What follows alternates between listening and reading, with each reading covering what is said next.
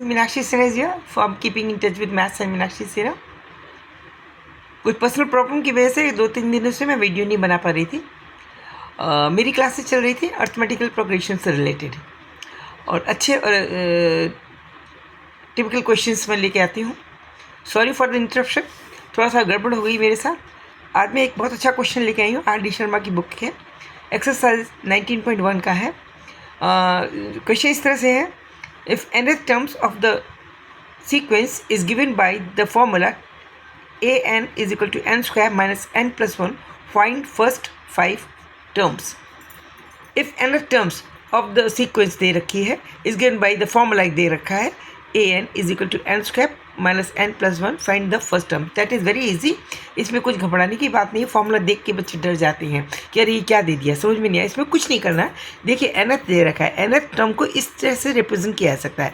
इसका मतलब ये हुआ कि n की फर्स्ट वैल्यू रखेंगे तो फर्स्ट टर्म आ जाएगी, second value n is equal to 2 रखेंगे सेकेंड आ जाएगी, n इज इक्वल टू 3 रखेंगे थर्ड आएगा एंड फोर्थ आएंगे, सो ऑन।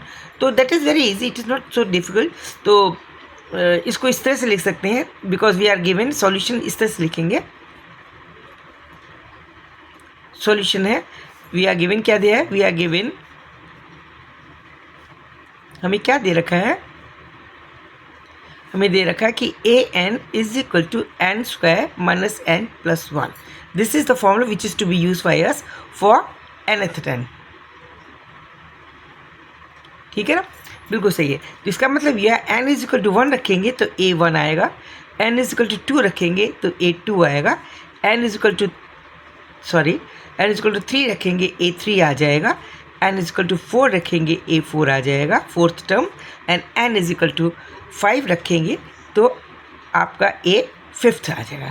तो these are the values to be obtain. This is simple questions. ये हर एग्ज़ाम में, चाहे वो ICSE हो या UPSC हो, जो भी या UP बोर्ड हो, ICSE, CBSE, UP बोर्ड जो भी हो, उसके अंदर 3 नंबर का क्वेश्चन आता है। तो इसको घबराने की कोई ज़रूरत नहीं है। आप इसमें n is equal to a रखें, a फर्स्ट आ गया, a फर्स्ट हो जाएगा 1 का स्क्वायर हो गया, minus 1 plus 1, that is 1, simple 1, because this 1 get cancelled only, it means a1 is equal to 1 हो गया। now a2, इसमें n की जगह 2 रख दिया गया, 2 स्क्वायर कर दीजिए, माइनस n की जगह क्या रखेंगे 2, minus 2 plus 1, that is 4 minus 2 plus 1, what is this, this will be equal to 4 minus 2 is equal to 2 plus 1, minus plus का 2 बचेगा, plus 1, that is equal to 3 आ जाएगा। This will equal to a3 क्या हुआ, 3 का square हो जाएगा, 3 का स्क्वायर हो जाएगा, माइनस 3 प्लस 1, तो मैं 3 का 9 हो गया, 9 में से 3 गया 6 बचा, फिर से 7 आ गया। a4 आ जाएगा आपका, 4 का स्क्वायर 16 हो गया, माइनस 4 प्लस 1, यानी स्क्वायर में लगाइए, 4 का स्क्वायर है तो 16 में से 4 गया, 12 बचा, 12 में से 1 गया, तो आपका 12 में एक और जोड़ेंगे 13 हो जाएगा। ठीक है, अब a फिफ्थ निकाल लीजिए, a फिफ्थ हो गया, ये क्या 5 की वैल्यू आएगी, 25 हो जाएगा, 5 की जगह 5 कीजिए, n स्क्वायर करना ना, n स्क्वायर करना, 5 का square minus 5 plus 1, it means पहले 20 और 1 21 हो गया। ये आ गया आपका फॉर्म ये रहा। अब इसके अंदर अगर देखा जाए उसका आंसर क्या लिखेंगे आप, आंसर लिखेंगे, सीक्वेंस हमारा सीरीज़ है 1 3 7 13 21।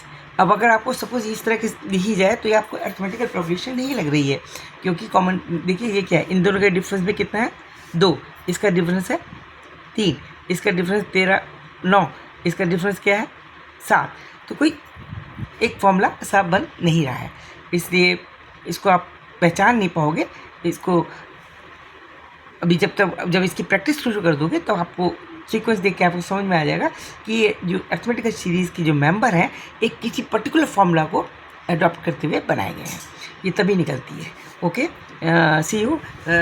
मेरे ख्याल से आपको समझ में आ गया हो और मैं आशा करती हूँ आपको अच्छी तरह समझ में आ गया हो और अच्छे क्वेश्चन लेके आऊँगे। आजकल थोड़ा हैपनिंग थी मेरे से कुछ, इस वजह से मैं डिले हो गई थी, sorry for that delay. and interruptions. Very good. I am now sweet dreams and good night.